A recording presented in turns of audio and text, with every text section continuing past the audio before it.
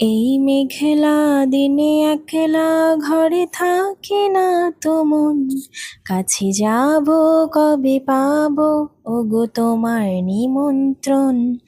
এই মেঘলা দিনে একলা ঘরে থাকি না তো মন, কাছে যাব কবে পাবো ওগো তোমার নিমন্ত্রণ। এইরকম একটা গান শুনতে শুনতে মাঠের এত সুন্দর দৃশ্য দেখতে কার না ভালো লাগে বলো তো। আকাশে মেঘ ছিল, মেঘটা এখন কেটে গেছে আর ঠান্ডা একদম হালকা একটা হাওয়া বইছে। তো সেই হাওয়া আর এরকম একটা দৃশ্য সত্যি খুব ভালো লাগছে না? তো তোমরা কিন্তু কমেন্টে জানিও কার কার এরকম দৃশ্য দেখতে ভালো লাগে।